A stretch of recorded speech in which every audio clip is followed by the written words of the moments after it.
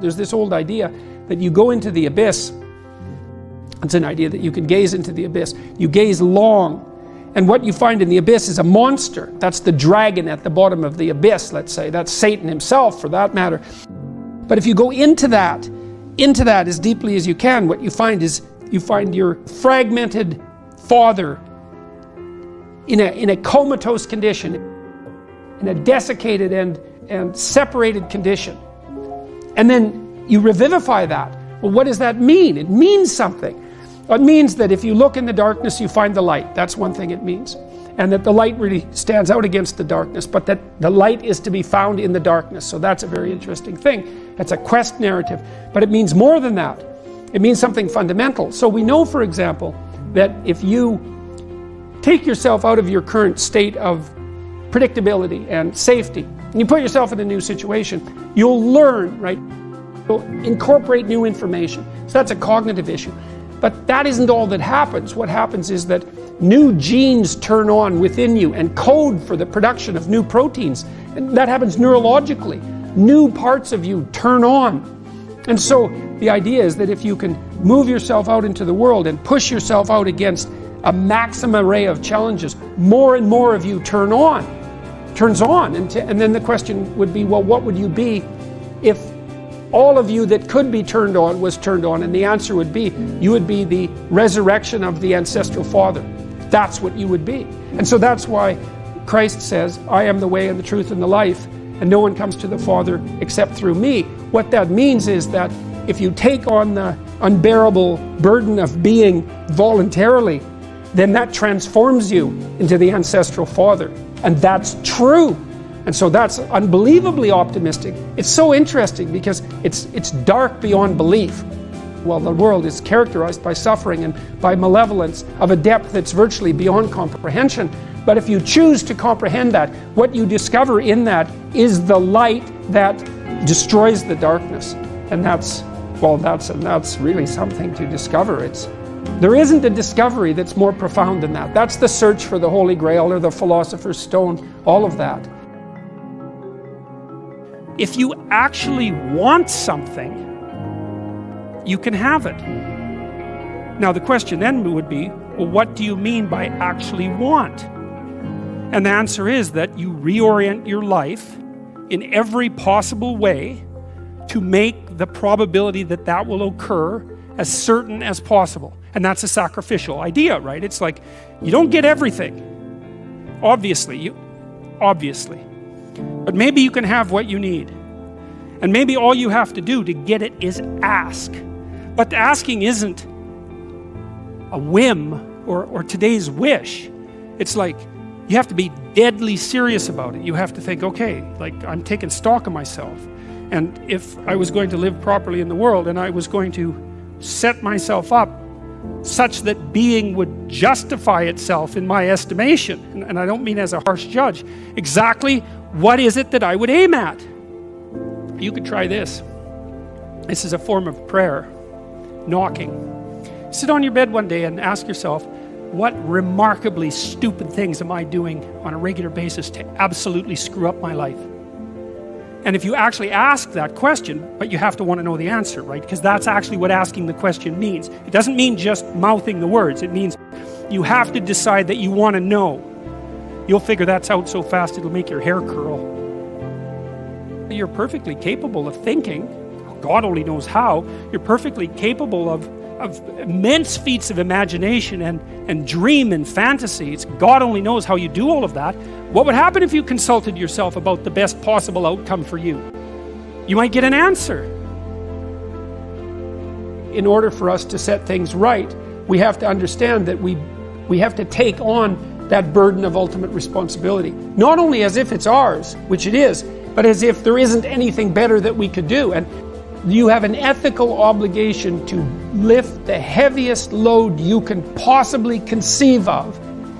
And that's the primary call to adventure in life. You need a meaning in your life to forestall the suffering and to make you strong enough to resist malevolence. Where's the meaning to be found? Rights, impulsive pleasure, and happiness? No. Responsibility? Oh, who would have guessed that? It's not part of the narrative. what makes life worth living is to pick up, take its catastrophe and embrace it and carry it, and to realize through that process who you are.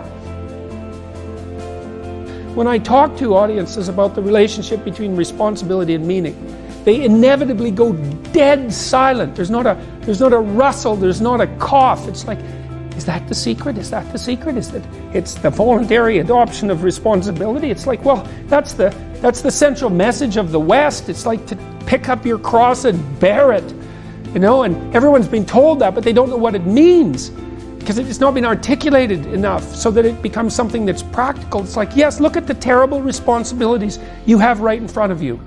Your family is hurting, you're in trouble, there's problems in the world. It's like all of that's right there, and all you have to do is take responsibility for it, and then you've got what you need. It's something so magnificent that happiness pales in comparison. And so it's thin gruel happiness, and young people know that. They're pursuing hedonistic pleasure, and no wonder. But there's nothing in it that's sustaining, and all it does is make you cynical. It's like, that's all there is? Another one-night stand? Another binge party? And it's not like I have anything in principle, against some of that exuberant, youthful hedonism. Look, the universities have turned into places of parties. Why? Well, because that's what the students find best to do there. Well, that's not good. What you want to offer them is a reason to not party. It's like, no, you got to understand, you come to this class hungover, you're not going to be able to get it. You're not going to be able to write properly. You're going to pay a price for that hedonism. It's like, and the price will be too high for you to bear. It's like, oh, well, enough hedonism for me then. Like, I've got something important to do. That's the way out of that.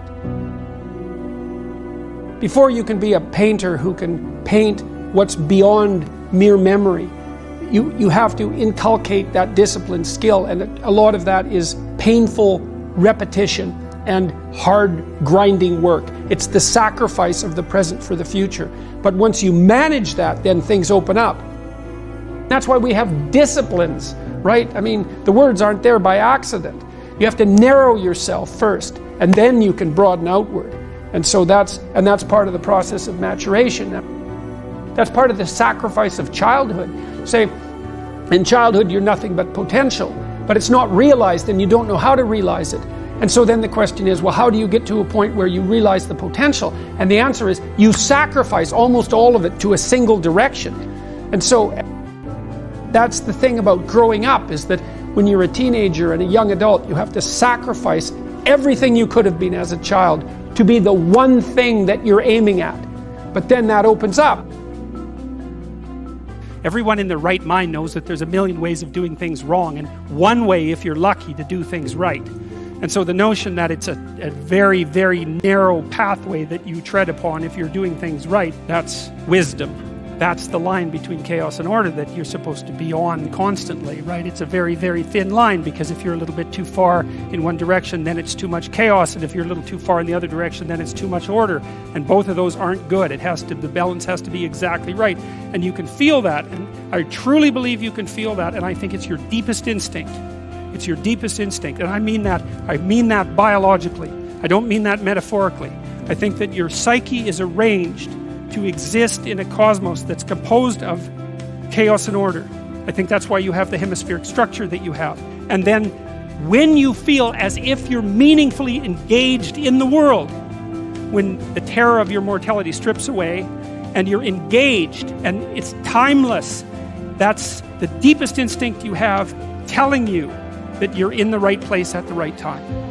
And then what you do is practice being there. Practice being there. And that's that narrow spot that's so difficult to find. You wander around it. Maybe if you're lucky, you can watch. This is an experiment. Watch yourself for 2 weeks. Like you don't know who you are, because you don't. So watch yourself for 2 weeks and notice there's going to be times when things are proper. They're arrayed properly for you. It's not easy to notice, because when they're arrayed like that, you're so engaged, you don't exactly notice, But you'll see, oh, I'm in the right place. It's like, okay, how'd I get here? What am I doing right?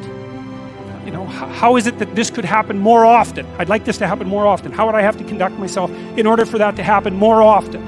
And then you practice that, and then maybe instead of 10 minutes a month or 10 minutes a week, it's like 15 minutes a day, and then it's half an hour a day, and then it's an hour a day, and then it's 4 hours a day. And maybe if you're extraordinarily careful, then you get to a point where you're like that a good proportion of the time.